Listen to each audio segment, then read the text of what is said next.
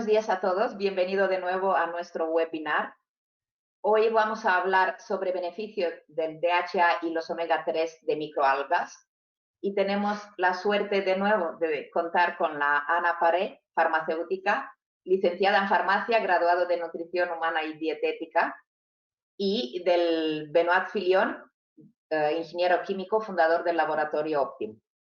Bien, empezamos entonces. En primer lugar, quería agradeceros que habéis contado una vez más conmigo para este webinar, que ya llevamos unos cuantos y es un placer, como siempre, colaborar con vosotros. Hoy el tema van a ser las grasas omega 3 y el DHA de microalgas. Así que vamos a ver la importancia de este tipo de grasas tan buenas para la salud y para un correcto desarrollo. ¿Cuáles son los alimentos ricos en grasas omega 3? La relación que hay entre la ingesta de alimentos que contienen omega 6 y omega 3 y cuáles son sus consecuencias para la salud. Los beneficios de los omega 3 y concretamente los beneficios del DHA. Bien, empezamos entonces por conocer mejor qué son las grasas omega 3. En los alimentos las grasas se encuentran principalmente en forma de triglicéridos, y esos triglicéridos contienen diferentes tipos de ácidos grasos que se clasifican según su estructura química en grasas saturadas, grasas monoinsaturadas y grasas poliinsaturadas. La diferencia está en que las grasas saturadas químicamente no contienen ningún doble enlace en su molécula, las grasas monoinsaturadas contienen un doble enlace y las poliinsaturadas más de un doble enlace. Dentro de las poliinsaturadas se encuentran dos grandes familias, que son la familia de los omega 6 y la familia de los omega 3. Hay dos ácidos grasos esenciales que nuestro cuerpo no puede sintetizar, que solo los podemos obtener de la alimentación, y que son el ácido linoleico de la familia de los omega 6 y el ácido alfa-linolénico de la familia de los omega 3.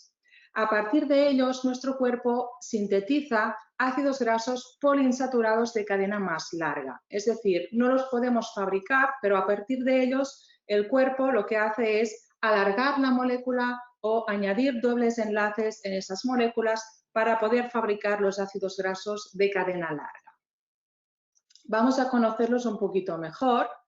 A partir del ácido linoleico, que es de la familia omega 6, el cuerpo sintetiza el ácido araquidónico. Y a partir del ácido alfa-linolénico de la familia omega 3, el cuerpo fabrica el ácido eicosapentaenoico, conocido como EPA, y el ácido docosahexaenoico, conocido como DHA. Sin embargo, la transformación de ácido alfa-linolénico a EPA es aproximadamente de un 10%, y de ácido alfa-linolénico a DHA es todavía menor, por lo cual el EPA y el DHA en muchas situaciones se consideran también grasas esenciales, porque el aporte a través de la alimentación a veces no es suficiente y la síntesis endógena tampoco es la óptima. Esas dos rutas metabólicas compiten entre sí.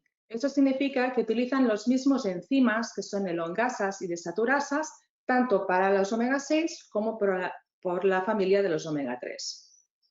Si tenemos una alimentación muy rica en omega 6, todavía la síntesis de omega 3, EPA y DHA se ve afectada y todavía es menor, ¿no? Con lo cual, no solamente será importante reducir la ingesta de omega 6 y aportar la omega 3, hay que tener en cuenta el balanceo entre las dos rutas metabólicas. ¿Dónde encontramos esas grasas? El ácido linoleico se encuentra principalmente en aceites vegetales. Aceites como el aceite de girasol, el aceite de maíz, el aceite de trigo, son aceites que se utilizan mucho en las frituras y en la fabricación de alimentos ultraprocesados.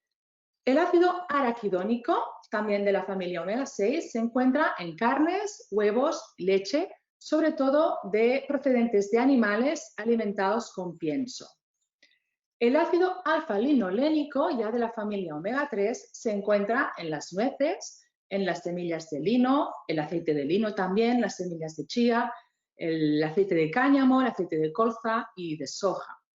Mientras que el EPA y el DHA se encuentran en las algas marinas, en los crustáceos Y el pescado, mayormente pescado azul, que es el que contiene más contenido en grasa, como serían pues las sardinas, el boquerón, las anchoas, el atún, la caballa, el salmón salvaje.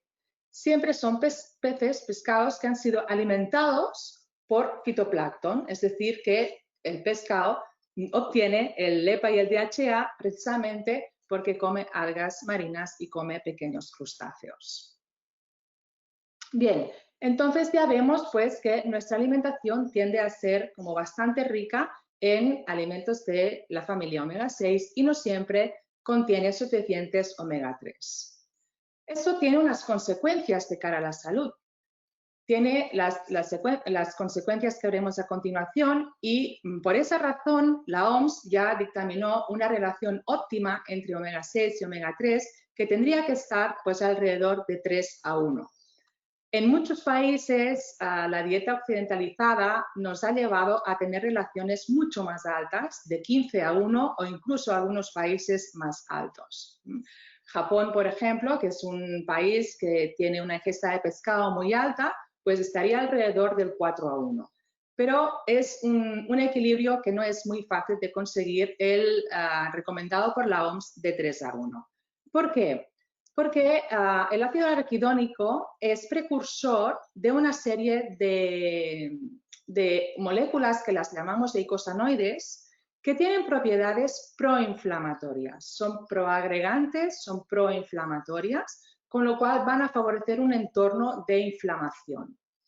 De ahí la importancia en reducir la ingesta de grasas omega 6. Mientras que el EPA y el DHA van a ser precursores de una serie de moléculas con propiedades antiinflamatorias.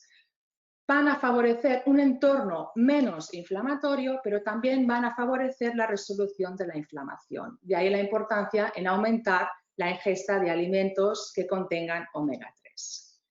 ¿Cuáles serían esas enfermedades? ¿Cuáles serían las consecuencias de este desequilibrio? Pues todas aquellas enfermedades que se relacionan con un proceso de inflamación que llamamos inflamación crónica de bajo grado y que está presente en la mayoría de enfermedades crónicas que tenemos actualmente. Enfermedades como las cardiovasculares, hipertensión arterial, hipertrigliceridemia, desórdenes metabólicos como la diabetes tipo 2, enfermedades autoinmunes cada vez más presentes en nuestro entorno, problemas neurológicos y también el cáncer, ¿no? Insisto pues en que no solamente hay que aportar los omega 3, sino que también hay que disminuir la ingesta de omega 6 para poder tener un mejor control de esa inflamación y muy interesante para la salud. Bien, beneficios de los omega 3. Donde hay más evidencia científica en cuanto a los beneficios de los omega 3 es en las enfermedades cardiovasculares. Concretamente, van a disminuir diferentes factores de riesgo como son los triglicéridos, la presión arterial, la disfunción endotelial y la trombosis. El interés de los omega 3 para las enfermedades cardiovasculares tiene un origen cuando se estudió la alimentación de las tribus esquimales, los inuit en Groenlandia, que tienen una ingesta muy alta de pescado y de carne de foca también. Y luego se corroboró en países como Japón, como os comentaba, que la ingesta de pescado también es muy alta. Y se vio que la incidencia de enfermedades cardiovasculares pues, es muy diferente de la que presentamos en los países europeos, por ejemplo. Sin embargo, la mayoría de estudios publicados sobre las propiedades de los omega 3 en las enfermedades cardiovasculares sugieren dosis altas de estos omega 3. Ahí pues os he puesto las dosis recomendadas por la EFSA, que es la Autoridad Europea en Seguridad Alimentaria, que dicta pues dosis de 3 gramos de DHA y EPA al día para el mantenimiento de la presión arterial, 2 gramos para el mantenimiento de los niveles de triglicéridos y como mínimo fija esa cantidad de 250 miligramos de DHA más EPA para un normal funcionamiento del corazón. Es decir, que como mínimo deberíamos cubrir esa cantidad de 250 miligramos para tener unas propiedades interesantes en la prevención de las enfermedades cardiovasculares.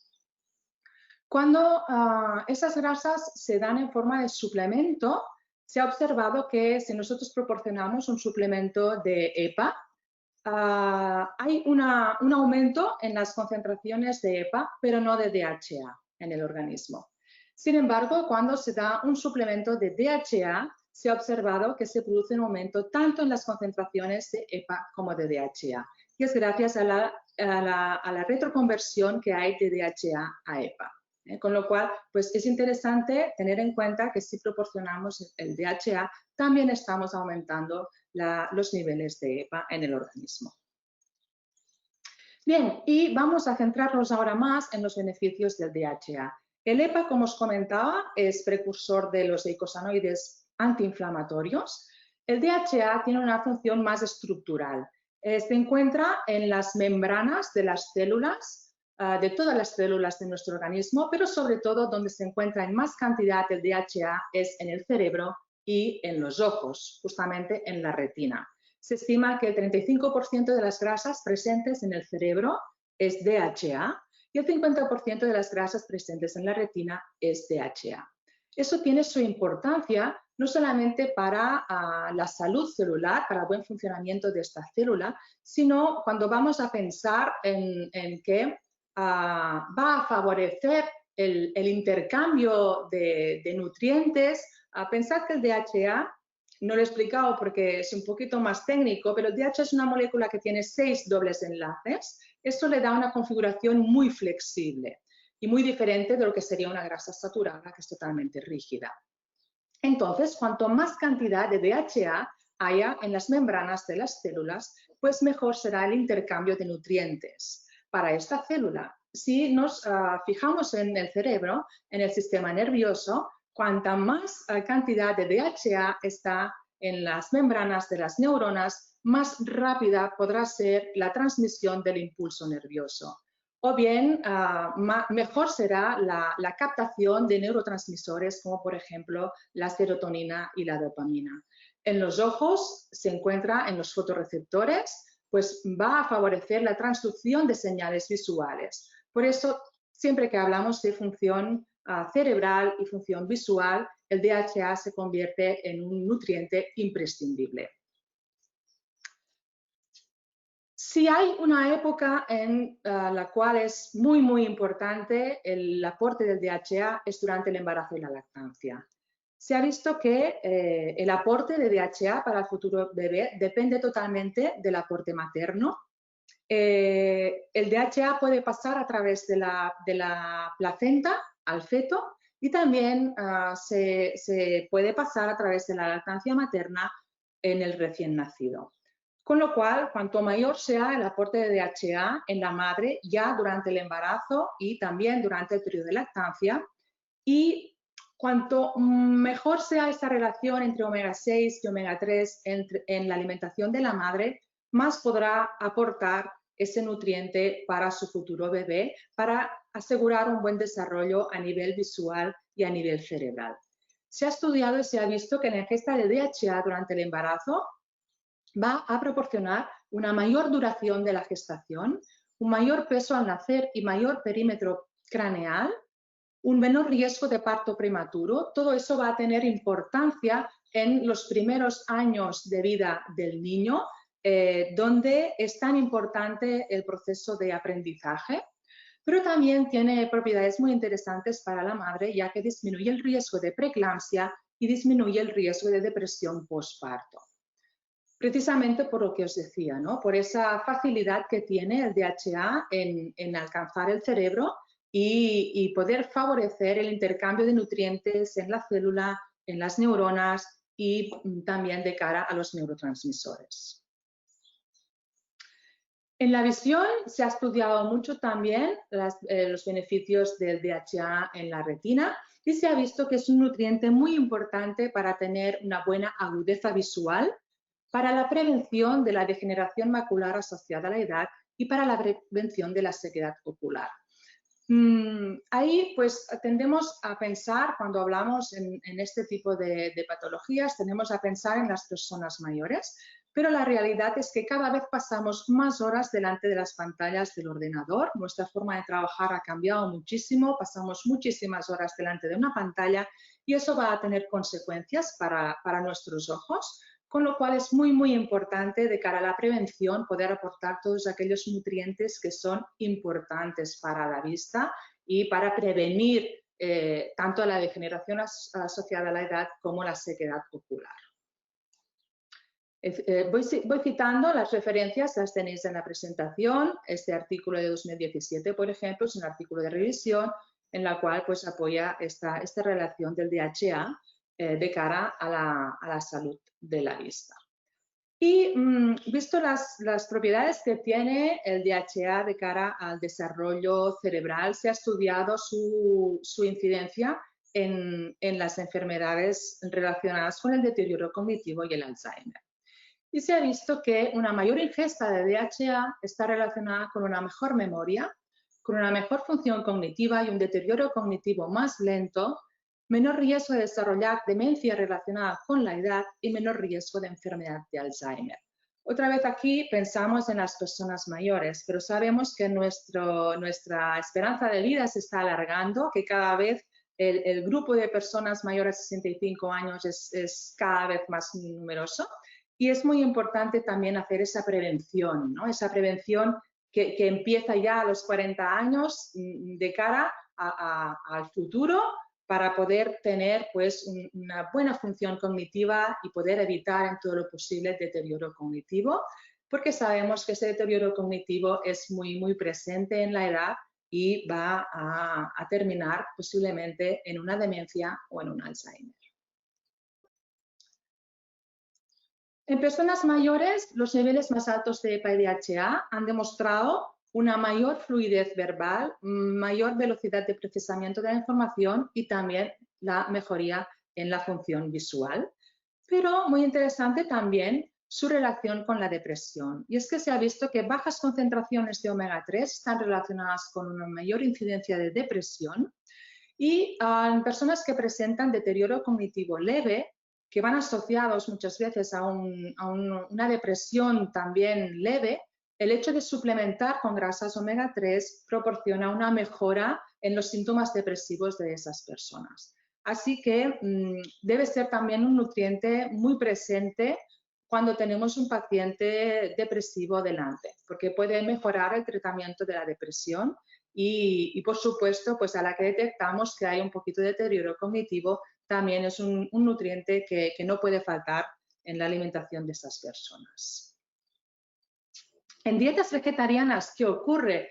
Pues que la ingesta de ácido alfa-linolénico es muy similar entre las dietas vegetarianas o veganas y las no vegetarianas, pero sin embargo la ingesta de EPA y DHA es prácticamente nula, es muy baja, ¿no?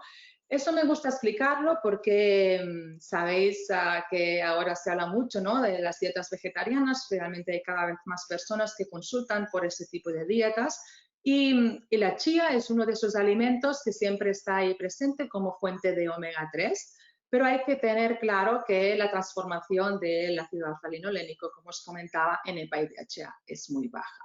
Con lo cual es necesario aportar esos nutrientes en forma de suplementos. Obviamente no vamos a recomendar un DHA procedente de pescado, sino que vamos a recomendar un DHA procedente de microalgas en dietas vegetarianas y dietas veganas.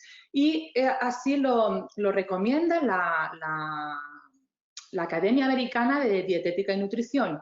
Es uno de esos nutrientes que pueden estar en déficit en las dietas vegetarianas y veganas y la mejor opción es aportarlo en forma de microalgas, un suplemento procedente de microalgas. ¿Cuánto DHA deberíamos tomar? Pues fijaros, tanto la Organización Mundial de la Salud como la Autoridad Europea en Seguridad Alimentaria recomiendan esa ingesta diaria de 250 miligramos de grasas omega 3 al día. Concretamente, la EFSA ha dictaminado lo siguiente: 250 miligramos al día de DHA contribuyen a mantener el funcionamiento normal del cerebro. 250 miligramos al día de DHA contribuyen al mantenimiento de la visión en condiciones normales y 250 miligramos de EPA y DHA que contribuyen al funcionamiento normal del corazón, como hemos visto en la anterior diapositiva. Así que esta cantidad de 250 miligramos sería la que deberíamos tomar todos los días para tener una buena función cerebral y visual. Y del corazón, por supuesto. La realidad es que muchas personas no alcanzan esa cantidad, bien porque no comemos suficiente pescado o bien porque el pescado que comemos no contiene suficiente DHA. Muchas veces cuando hablamos de pescado azul, pescado graso, nos viene a la memoria el salmón. El salmón que consumimos actualmente en gran parte viene de piscifactorías, con lo cual el aporte en DHA es aproximadamente la mitad del que tendría el salmón salvaje. Pero hay que añadir otro problema que tenemos actualmente con el consumo de pescado, y es que está muy contaminado por microplásticos y por contaminantes medioambientales, como es el caso del mercurio. Se hizo un estudio en el año 2011, el estudio de Mokofes, sobre la salud y el medio ambiente, y se vieron que la presencia de mercurio en el organismo de las mujeres españolas es 6 veces superior a la media de 17 países europeos. Aquí os he puesto las gráficas. Se estudió la presencia de 4 contaminantes medioambientales. El mercurio en sí, cuando entra en contacto con el agua del mar, se convierte en metilmercurio. Este metilmercurio pasa a los peces pequeños y va pasando al pescado más grande. Cuanto mayor es el tamaño y la vida del pescado, mayor es el contenido en metilmercurio. Y el metilmercurio es una sustancia neurotóxica. Es muy soluble en las grasas, por eso los pescados grasos son los que más cantidad de metilmercurio contienen. Y cuando nosotros comemos ese tipo de pescado, pues el metilmercurio también lo estamos comiendo y se va a depositar precisamente en nuestros tejidos grasos y va a pasar de forma fácil la barrera hematoencefálica y puede alcanzar fácilmente el cerebro, donde va a actuar como un neurotóxico.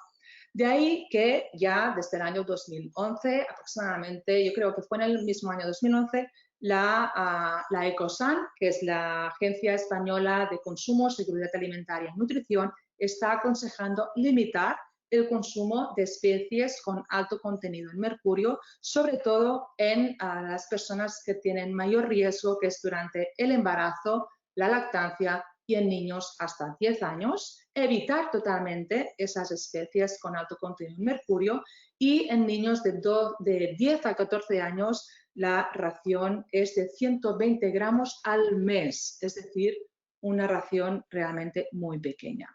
¿Cuáles son estos pescados que tienen mayor contenido en metilmercurio? El pez espada, que es el mismo que el emperador, el atún rojo. El atún rojo es el atún que compramos fresco o congelado, el atún que se utiliza para preparar el tataki, el sushi, los tacos de atún, etc. También el tiburón y el lucio. Y os adelanto ya, porque lo estaréis pensando, ¿qué pasa con el atún en lata? Pues no hay problema por consumir el atún en lata, porque es otro tipo de atún, son de tamaño más pequeño, viven menos años, acumulan menos metilmercurio y se puede comer atún en lata, ¿vale? Pero sobre todo lo que es atún rojo estaría totalmente desaconsejado durante el embarazo, la lactancia y en niños hasta 10 años, precisamente porque puede contener esta cantidad de metilmercurio que sobrepasa la recomendada. Entonces, vemos que DHA y EPA son 2 nutrientes esenciales, podríamos llamarlos. Biológicamente son mucho más potentes que su precursor, el ácido alfa-linolénico, y que pueden entrar a través de la alimentación, hemos visto, a través del consumo de pescado graso. Podemos obtenerlos también a través del consumo de alimentos o bebidas enriquecidas con grasas omega 3, o también los podemos obtener en forma de complemento alimenticio. Visto que el aporte de la dieta no alcanza las cantidades recomendadas y una vez conocemos la problemática que hay actualmente con el pescado azul, pues cada vez toma más relevancia la conveniencia de aportarlos en forma de suplemento, en forma de complemento alimenticio. Así que ahora voy a dar paso al siguiente ponente, Benoit Filion, para que os explique qué complemento alimenticio podemos utilizar para tener un buen aporte en DHA y así podéis conocer mejor este tipo de producto. Buenos días a todos y gracias por participar a este nuevo webinar sobre el DHA. En esta parte voy a explicar cómo se produce primero el aceite de pescado, porque creo que es importante saber cómo se produce, y también cómo se produce el aceite de microalgas como fuente de omega 3. Rápidamente me voy a presentar porque creo que esta vez es importante que sepáis un poco qué hice antes de ser, digamos, el fundador del laboratorio Optim. Soy químico, ingeniero químico, tengo un doctorado en química industrial. Mi tesis trataba de la hidrogenación del aceite de soja, entonces es cuando empecé a estudiar todo el mundo del aceite. Y pocos años después fui el cofundador con otros dos socios de un laboratorio especializado en suplementos ricos en omega 3, DHA y EPA. Y entonces, como digamos, cuando estaba trabajando en estos años en la producción y comercialización de suplementos de omega 3, tuve la oportunidad de viajar en varios países donde se produce el aceite de pescado. Viajé en Japón, Corea, Inglaterra, Chile, y también en esa época, en 2003-2008, entonces hace ya más de 15 años, ya estaba en contacto y estábamos en contacto con universidades en Canadá y también en España que desarrollaban ya un proceso de producción de aceite de microalgas rica en omega 3. Y entonces, lo que voy a presentar creo que no es solo, digamos, una evolución del mercado o de la demanda, pero también un proceso, digamos, personal para conseguir un producto más sostenible, como lo voy a explicar, y también de alta calidad. Rápidamente os voy a dar un par de datos sobre el mercado o la producción o la pesca mundial de captura y acuicultura. En los últimos 70 años, la producción mundial o la pesca mundial ha aumentado 10 veces, ¿vale? Mientras creo que la población mundial ha aumentado como 3 veces o menos. En los años 50 casi no existía la acuicultura. Y hoy la captura, por ejemplo, representa solo un poquito más del 50% de la pesca mundial. Y como podéis ver en este gráfico, la producción o la pesca ya está limitada, porque por supuesto hay ahora un control de la pesca en los océanos y mares. El 88% del consumo de pescado se consume como alimento para humanos. Y en 2016, el 8% del consumo se utilizó con fines no alimenticios, o sea, para la producción de harina y aceite de pescado, para piensos destinados a las industrias de la acuicultura o piscicultura y la ganadería. También una parte de los peces que se capturan, peces salvajes, se utilizan, entonces en este 8% son peces salvajes en general que por 3/4 de este 8%, entonces 6% son peces salvajes que se utilizan para hacer pienso para otros peces. Y la FAO, y esto es el informe de la FAO, dice que el 30% de las poblaciones marinas están sobreexplotadas. Como podéis ver en esta mapa, son las zonas donde la FAO tiene proyectos. Y esto es un proyecto que empezó durante la Convención de Río y se puso en marcha un plan de objetivos de desarrollo sostenible, ¿vale? Y este plan, bueno, es el objetivo 14 en este plan que trata principalmente de conservar y utilizar en forma sostenible los océanos, mares y recursos marinos. Como podéis ver, el mar Mediterráneo está dentro, el mar Báltico, el océano Pacífico, Atlántico, Índico y hacia el sureste.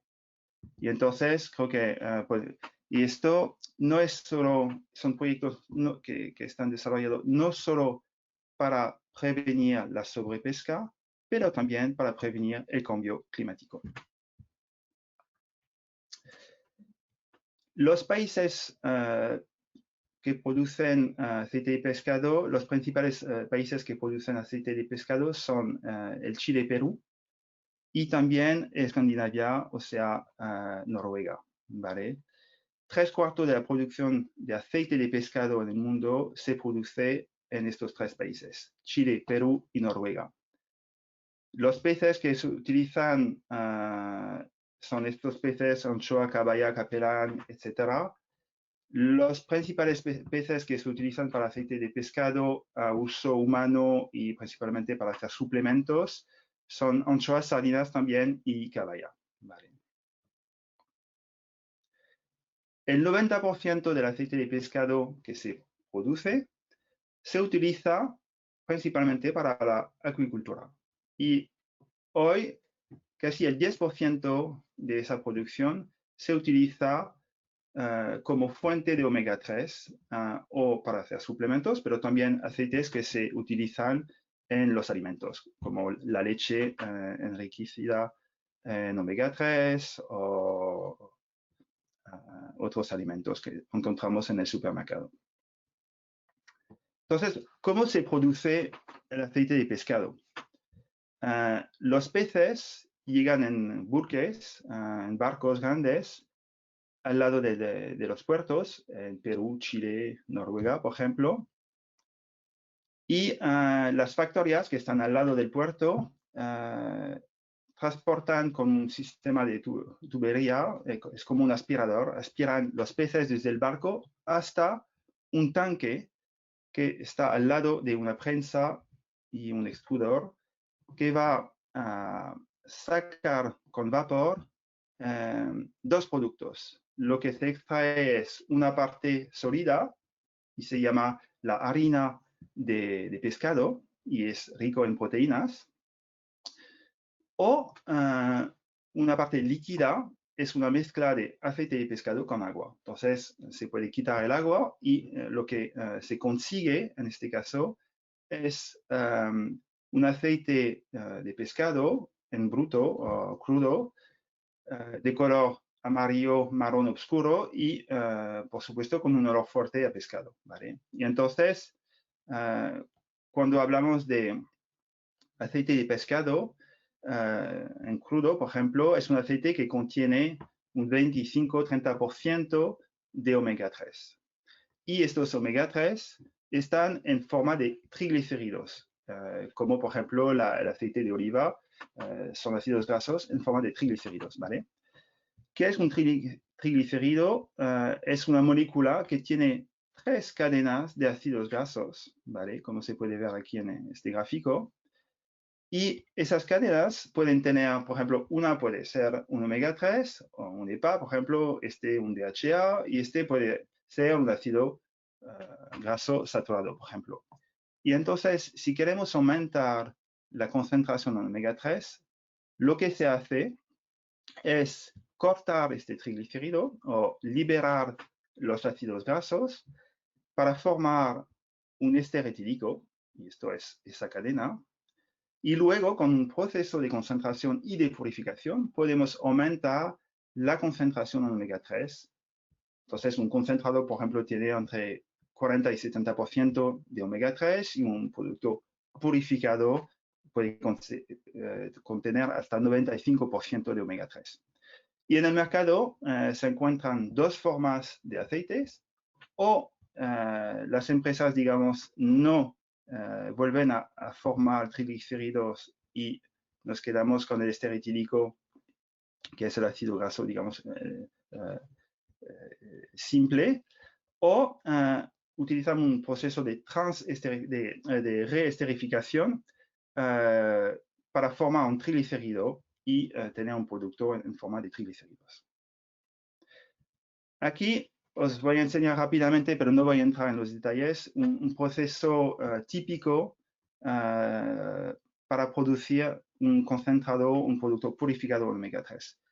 Aquí el mensaje es desde el aceite de pescado para conseguir unas cápsulas ricas a 80-90% de omega 3, hay muchas etapas en la producción. Etapas para quitar las grasas saturadas, etapas para reducir el nivel de contaminantes, reducir el olor, proceso de distilación molecular para concentrar el aceite en omega 3. Proceso también de desodorización para quitar el olor de pescado y también reducir el nivel de peróxidos. Los peróxidos son los ácidos grasos oxidados y entonces es importante también reducir el nivel de peróxido, ¿vale? Entonces, hoy tenemos una alternativa, es el aceite de microalgas. Las microalgas en el mundo de las plantas vegetal son las únicas plantas que tienen la capacidad de sintetizar el EPA y el DHA, ¿vale? Y como sabéis, en el mar o los océanos, las microalgas es la primera fuente de alimentación, de nutricional para los zooplanctos. Entonces, los zooplanctos se nutren de microalgas y los peces pequeños de zooplanctos y los peces grandes de peces más pequeños, etcétera, etcétera. Entonces, es una cadena alimentaria y para producir aceite de pescado, ya he explicado procesos de bueno, la pesca, luego se transforma en harina o aceite, transformación para conseguir un suplemento, por ejemplo.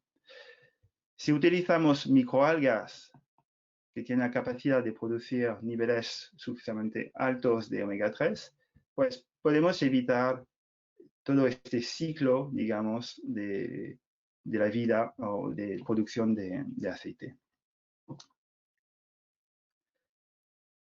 Las microalgas, aquí hay una lista de microalgas que contienen aceite y aquí lo que se ve es el nivel de aceite, no es el nivel de omega 3, ¿vale?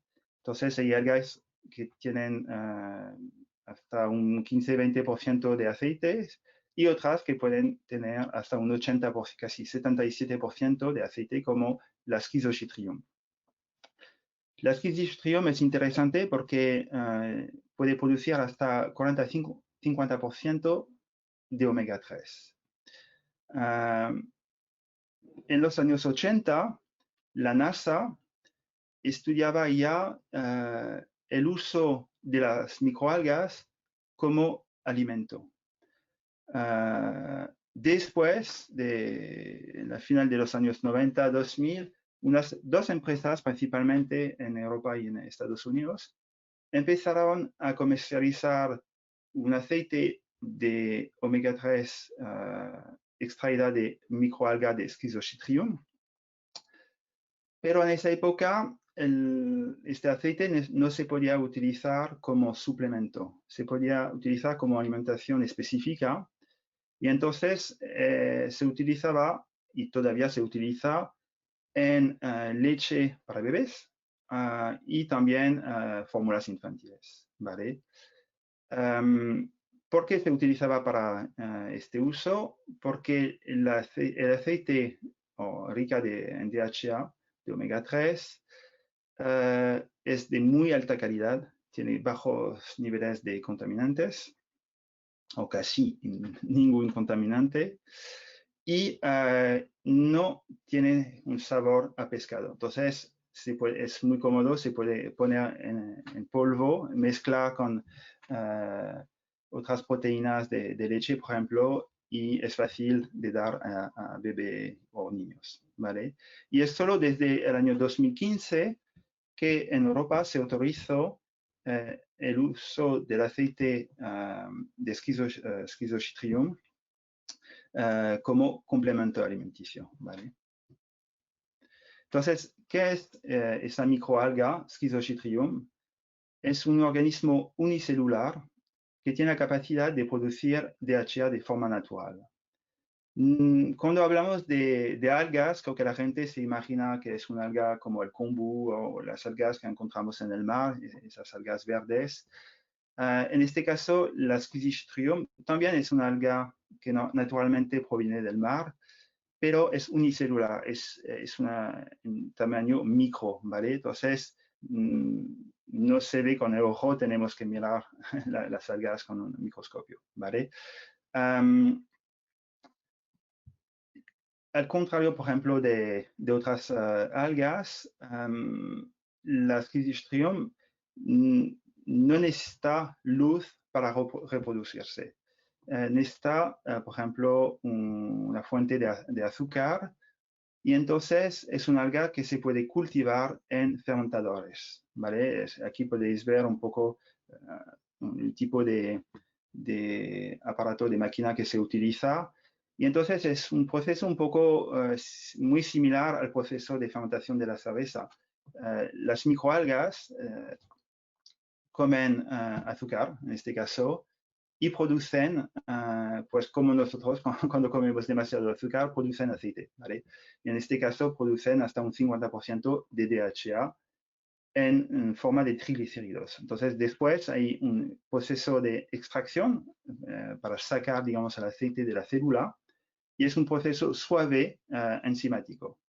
Luego el control de calidad y también una adición de antioxidantes, un extracto de romeo y una mezcla de tocoferoles y la encapsulación en perlas vegetal a base de una alga también en la caragelina. Entonces, ¿cuál es la diferencia entre el aceite de pescado y el aceite de microalgas? El aceite de microalgas es un aceite sostenible y, por supuesto, es mucho más rentable. No estoy hablando del nivel económico, pero al nivel medioambiental, en el sentido que con una tonelada de pescado conseguimos 30 kilogramos de omega 3. Con una tonelada de microalga podemos producir 300 kilogramos de omega 3. Y entonces, el año pasado hemos decidido proponer en el mercado un suplemento a base de DHA extraído de microalgas de Schizostrydium. Es un omega 3 100% vegetal y sostenible. No proviene del mar, no causa sobrepesca, no contiene mercurio ni otros contaminantes medioambientales, sin regusto desagradable a pescado, fabricado en la Unión Europea, en Reino Unido y Francia. ¿Para quién? Pues mujeres embarazadas durante la lactancia. Es un buen protector de la función visual, un buen protector de la función cognitiva. También personas que consumen poco pescado, entonces es una alternativa para conseguir los omega 3. Quizás no es una alternativa al pescado, y esto no es el mensaje porque el pescado contiene también proteínas, pero al nivel del aporte de omega 3 puede ser una alternativa. Personas que tienen alergias al pescado y, por supuesto, las personas que siguen una dieta vegetariana o vegana. Una perla de Optim DHA contiene 250 miligramos y esto permite contribuir al mantenimiento del funcionamiento normal del cerebro y de la visión en condiciones normales.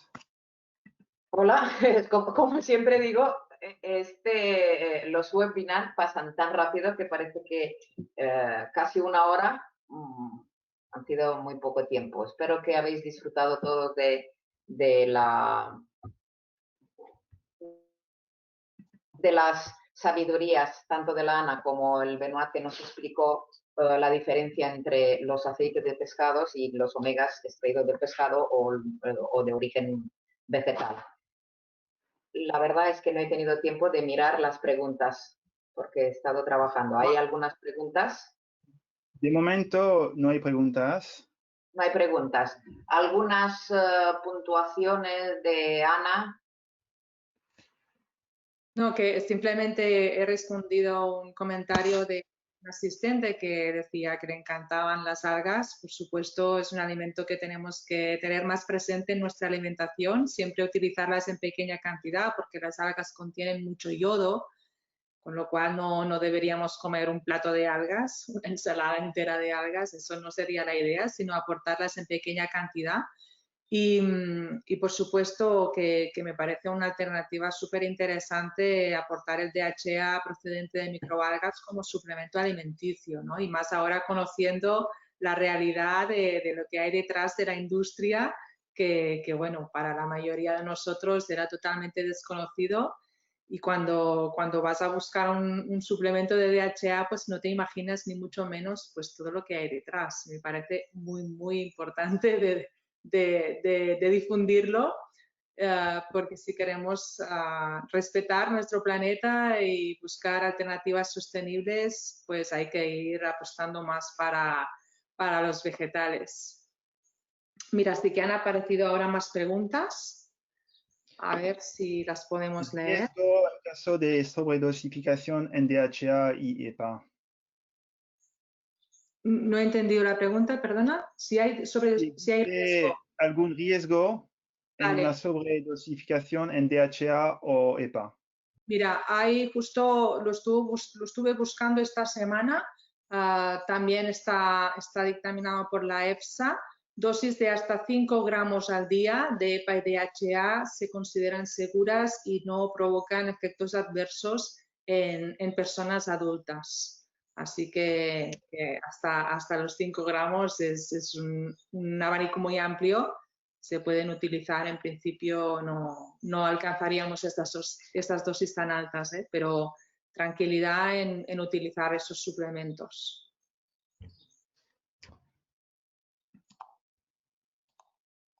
A ver si... El consumo de DHA de algas varía en función de la edad, pregunta. Y en caso de personas mayores de 60 años, ¿cuál sería la dosis? Mira, yo la dosis siempre aconsejaría esa perla al día, que son esos 250 miligramos que nos aconseja la EFSA y que está publicado. Entonces, imprescindible embarazo, pero ya antes, o sea, cuando la mujer está pensando en buscar un embarazo, ya tiene que cuidar muchísimo su alimentación y empezar a proveerse de esos nutrientes tan importantes. Si se puede empezar antes, genial. Si no, como mínimo el último trimestre de embarazo, que es cuando se está desarrollando más el cerebro del futuro bebé, imprescindible, pero ya aquí estaríamos hablando de 2 perlas, porque es la cantidad de DHA que necesita el feto, pero también la cantidad de DHA que necesita la madre. Y, por supuesto, durante el periodo de lactancia. Importantísimo en niños prematuros que no han tenido estas últimas semanas de embarazo, pues aportarles esos nutrientes tan importantes. También cuando han habido partos múltiples, o sea, en caso de gemelos, pues lo que hay que repartirlo entre 2, ¿no? Mientras están dentro del vientre de la madre. Entonces, sí que se puede aportar en forma de suplemento en esos niños pequeños para mejorar su aprendizaje. Otro momento clave sería para mí personas que tienen un tipo de trabajo muy mental, muy de concentración y función cognitiva, pues imprescindible tomar estos tipos de suplementos. Y en personas mayores, por supuesto, para prevenir el deterioro cognitivo relacionado con la edad. Insisto en lo que he explicado antes, no solamente debemos fijarnos en el aporte de omega 3, sino también tener presente en disminuir el aporte de omega 6, ¿vale? Porque si continuamos teniendo una ingesta alta de alimentos ricos en omega 6, difícilmente podemos notar en nuestro cuerpo las propiedades del DHA en este caso. Así que habría que tratar los 2 frentes, ¿no? Por un lado, aumentar el aporte de DHA, pero también hay que disminuir el aporte de omega 6. En función de la edad, pues sería eso lo que he comentado. Patologías, pues por supuesto, enfermedades cardiovasculares, hipertensión, triglicéridos, lo hemos visto en diabetes tipo 2 también, enfermedades autoinmunes, son toda una serie de patologías donde esos nutrientes son muy, muy importantes para controlar el proceso inflamatorio que va asociado a esas enfermedades crónicas. Y no sé si me dejó algo más de la pregunta, pero simplemente es tener en cuenta eso, ¿no? Las diferentes situaciones fisiológicas y patológicas que podemos tener a lo largo de la vida. Pues por supuesto, esos momentos claves serían donde es más necesario aportar el DHA como nutriente. Ana, hay una pregunta sobre qué omega 3 tomar entre el DHA y EPA. Y como hablaste de la interconversión. Sí, es lo que comentaba, cuando aportamos EPA solamente, el EPA se convierte poco en DHA. Se ha visto que cuando tú suplementas con EPA, consigues aumentar los niveles de EPA en el organismo, pero prácticamente no se modifican los niveles de DHA. En cambio, curiosamente, cuando tú aportas DHA, se ha visto que aumentan tanto los niveles de DHA como de EPA, ¿vale? Entonces, esta retroconversión de DHA a EPA, que parece que es mucho mayor que no de EPA a DHA, ¿no? Con lo cual, pues aportando un suplemento de DHA que además tampoco, que lleva una pequeña cantidad de EPA, pero simplemente aportando el DHA ya también estás aumentando el aporte de EPA. Y diferenciar un poquito los dos ácidos grasos poliinsaturados. EPA para mí es más como precursor de esos eicosanoides antiinflamatorios, y el DHA para mí es más importante de cara a función cognitiva, función visual. Se ha visto también que es un tipo de grasa que está muy presente en el esperma, con lo cual pues también en casos se puede tener en cuenta, ¿no? el DHA. Y aprendizaje, todo lo que son procesos de aprendizaje, niños que les cuesta concentrarse, que van más lentos en sus procesos de aprendizaje, pues ahí directamente meter DHA. Interacciones con coagulantes, anticoagulantes, y si hay otros efectos secundarios. A esas dosis no deberíamos preocuparnos porque son las dosis que deberíamos alcanzar con la alimentación. Lo que ocurre es que con la alimentación no las alcanzamos, ¿no? Si nos movemos, una pera de 250 miligramos de DHA no va a tener interacciones. Si nos movemos en dosis más altas, ahí sí que deberíamos tener precaución con anticoagulantes. Por eso siempre mejor acudir a un profesional, acudir a un médico, acudir al farmacéutico y preguntar, ¿puedo tomar este suplemento si estoy tomando estos medicamentos? No hay que tomar alegremente dosis altas de suplementos así como así, ¿no? Siempre consultar a un profesional y personalizar, porque hay que individualizar, cada persona es diferente, pero a dosis de 250 miligramos no van a haber ni efectos adversos ni interacciones, porque, insisto, es la cantidad que nos debería aportar la alimentación. ¿Cómo se toma? ¿Con la comida o fuera de la comida? Siempre ¿Cómo es mejor? Siempre mejor con la comida. A ver, los suplementos alimenticios, igual que los medicamentos, siempre con agua, no mezclarlos con leche, ni zumos de fruta, nada, siempre con agua. Y en el caso de un suplemento que tiene una naturaleza grasa, como estamos hablando del DHA, de las grasas omega 3, siempre se va a absorber mucho mejor dentro de una comida en la cual también hay algún alimento que contiene grasa. Es lo mismo que comentábamos en su día con la vitamina D. Se va a absorber mucho mejor si lo tomas en una comida que hay algo de grasa, aunque sea el aliño del aceite de oliva. Lo vamos a absorber mejor. Aquí hay una pregunta de la audiencia. ¿Útil en personas con problemas de deglución? Sí, no pasa nada porque se puede pinchar, se puede abrir la cápsula, ¿vale? La perla es de gelatina blanda. Entonces, no sabe a pescado, no sabe a pescado, con lo cual tú la puedes pinchar, la puedes vaciar y la puedes mezclar con un yogur o con una compota de fruta o cualquier alimento de textura modificada. Si se trata de una persona que tiene disfagia, pues al preparar la comida de esa persona se le añade la cápsula y no va a modificar la textura, con lo cual podemos utilizar de base pues cualquier puré, insisto, un yogur, una compota de fruta, porque no va a modificar el sabor del alimento, no tiene sabor a pescado, no repite como ocurre a veces cuando tomamos cápsulas de aceite de pescado, que estás todo el día pues con el sabor a pescado, o aunque se ponga aceite de limón, ahí cada uno tiene su tolerancia, ¿no? Con el aceite de algas no tenemos este problema. Vale. ¿Alguna otra pregunta? Pregunta sobre si se tiene que descansar cuando se toma. Bueno, ¿quieres responder o puedo responder también? Es que creo que es...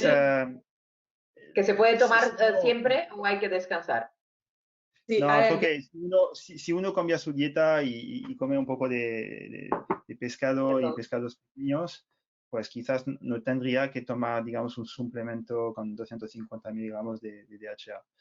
Pero si en su dieta no tiene suficiente omega 3 como el DHA, pues sí, se puede tomar todo el año y cada día, no hay ningún problema. Vale, ¿algo más por añadir? No sé, yo veo que hay preguntas, pero no me he entretenido a leerlas, supongo que ya las habéis ido.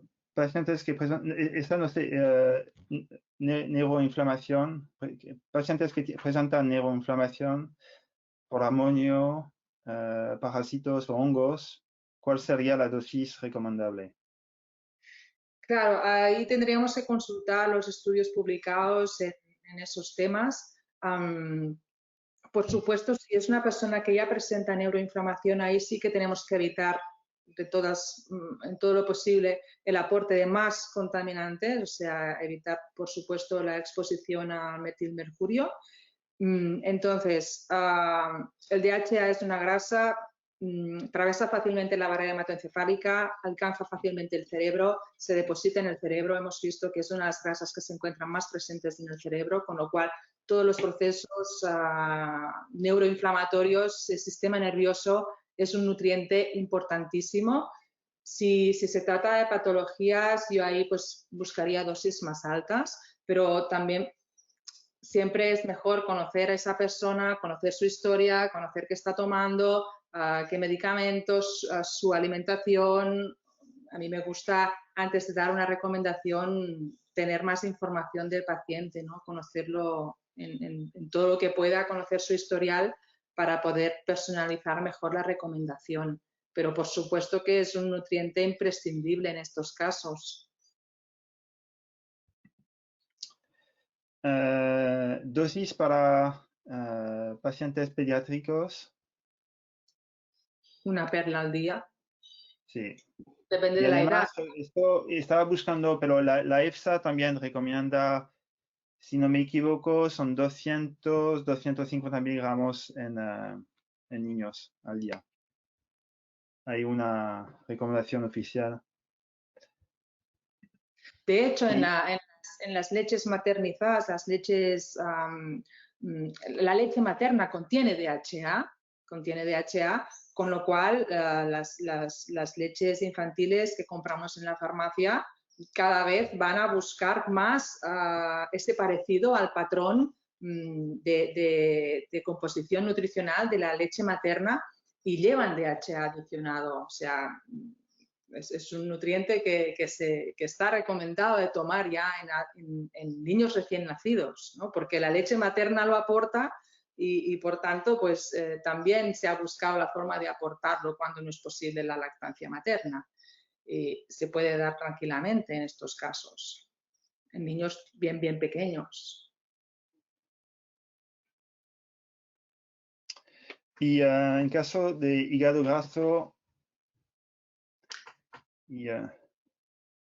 Vale, en caso de hígado graso, pues ahí tenemos que vigilar muchísimo el aporte de grasas, ¿vale? El aporte de alimentos y de suplementos también que contengan grasas. siempre es mejor tener bueno, una ecografía, ¿no? Para poder ver cómo está realmente este hígado.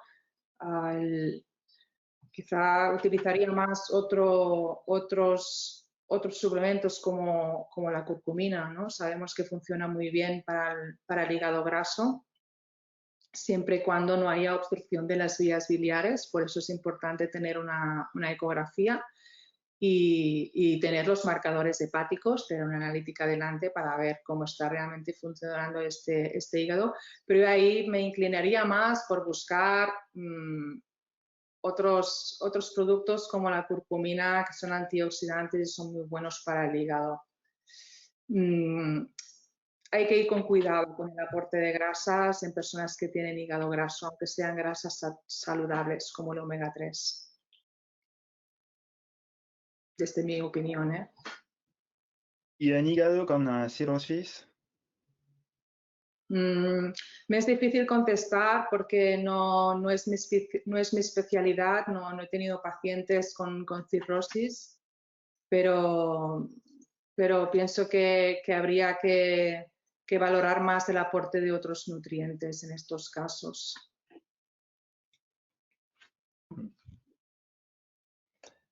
No hay más preguntas. ¿Hay alguna pregunta más? No hay más preguntas. Entonces, muchas gracias, Ana, como siempre. Gracias de nuevo por hacer posible todo esto.